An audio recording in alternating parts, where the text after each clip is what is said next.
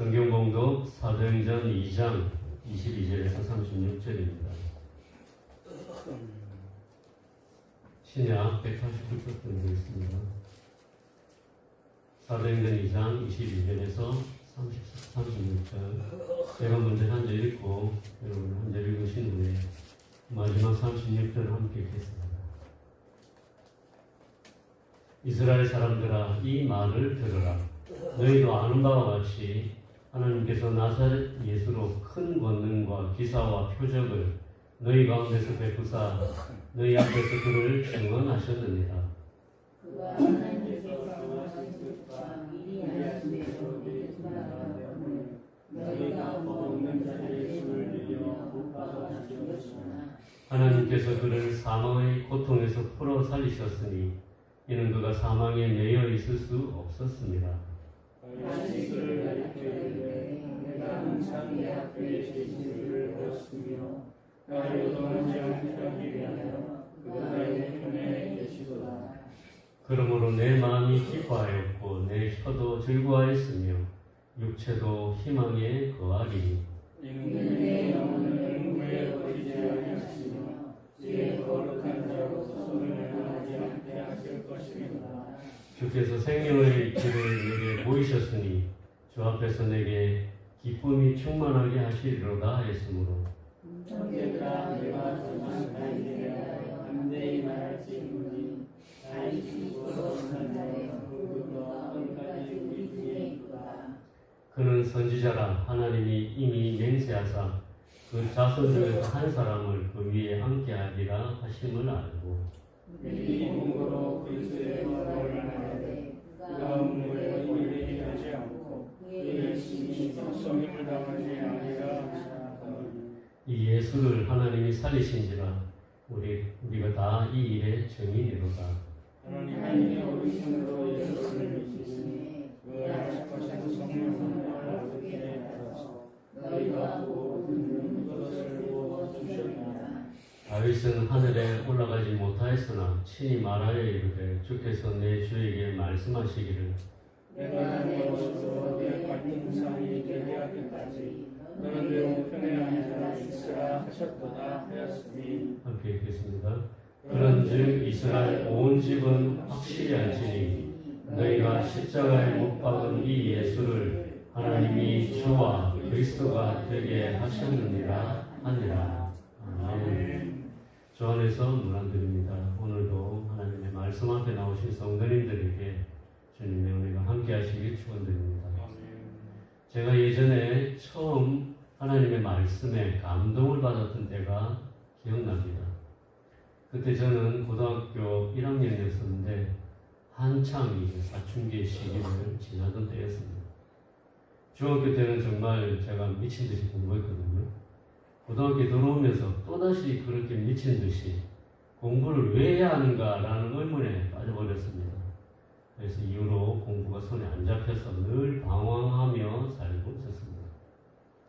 그리고 중학교 때 아버지 친구분이 갑자기 길에서 심장마비로 돌아가신 후에 죽음에 대한 생각을 처음 하게 되었었는데 고등학교에 올라오자 그때 생각이 나면서 인생이 죽음 앞에서 한갓 물거품처럼 변해버리고 모든 것이 끝날 수 있다는 것을 생각하면서 큰 혼란에 빠져 있었습니다.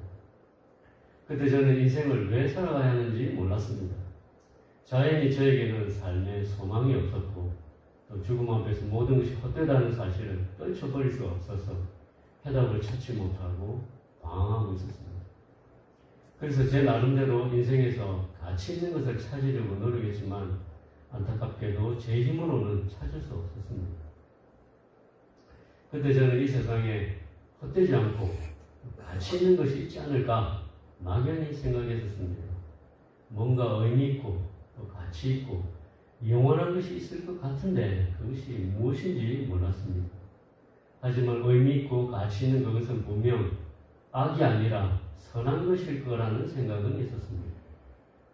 그때 제 주위를 돌아보며 친구 중에서 이 착한 아이들이 있었는데 얘들이 다 교회 간다는 사실을 제가 알게 되었습니다.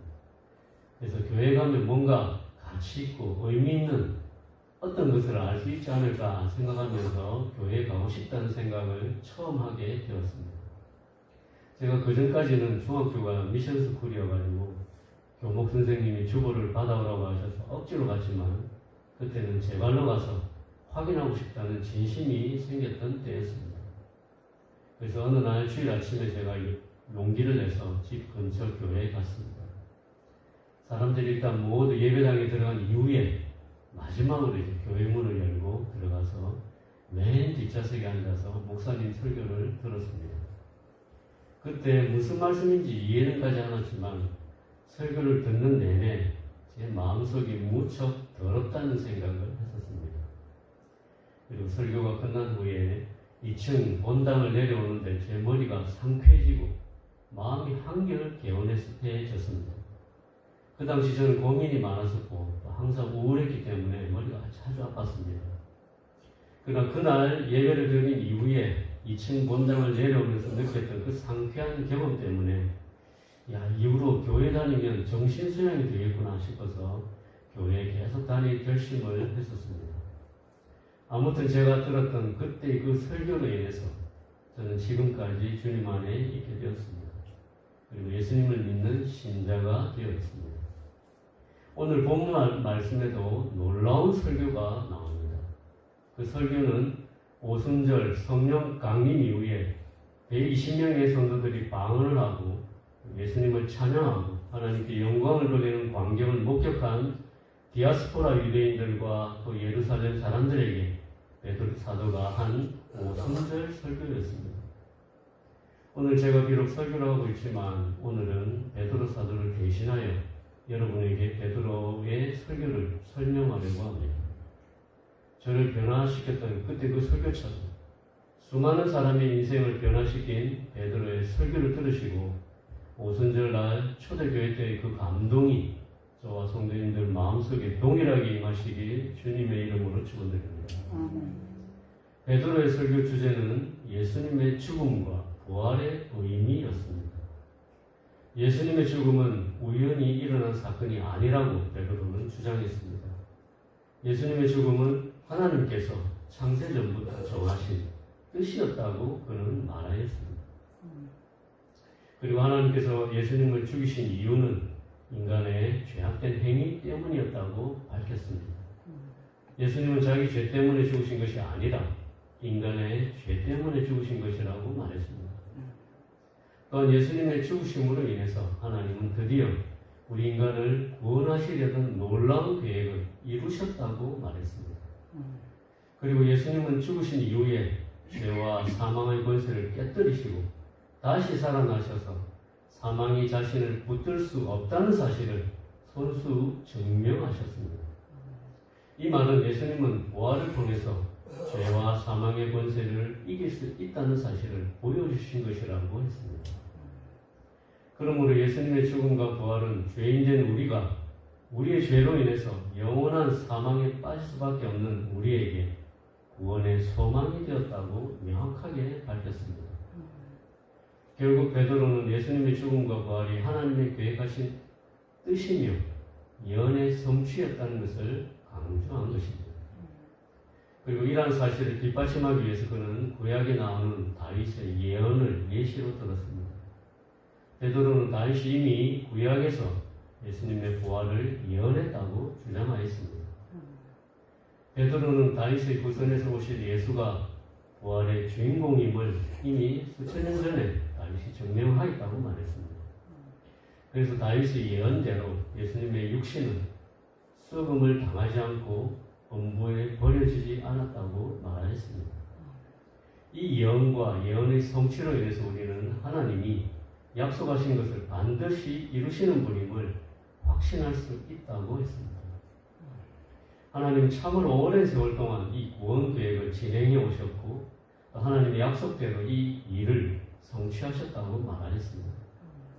또한 하나님의 구원 계획과 예언의 성취로 인해서 이제 성도들에게도 부활과 영생의 소망을 주셨다는 사실을 깨달아야 한다고 강조하였습니다. 죽음을 이기신 예수님이 계시기에 우리 성도는 비록 세상에서 예수님을 증거하는 삶을 살며 또 고난을 당하더라도 희망을 잃지 않고 기뻐할 수 있다고 격려했습니다. 그리고 마지막 결론으로 하나님은 십자가에 달려 죽으신 예수님을 다시 살리셔서 만왕의 왕으로 높이셨다고 했습니다. 또한 예수님은 약속대로 우리에게 성령을 보내주셔서 유대인들이 방금 목격한 대로 예수님이 참된 주시며 그리스도이신 것을 스스로 증명하셨다고 밝혔습니다. 그래서 베드로의 설교의 결론은 예수님이 참된 주시며 그리스도이시다는 것이었습니다. 이것이 베드로 사도의 설교 내용입니다. 베드로의 첫 설교는 예수님의 죽으심이 하나님의 구원 계획과 관련 있는 것이었으며 또한 예언의 성취였다고 말하고 있습니다. 그리고 예수님의 부활은 이런 하나님의 구원 계획과 구약의 예언을 증명한 것이라고 했습니다. 베드로의 설교는 결국 누가 참된 주시며 그리스도인가를 증명하는 그런 설교였습니다. 바로 예수님이 주시며 그리스도라는 것을 주장하고 증명하는 설교였습니다.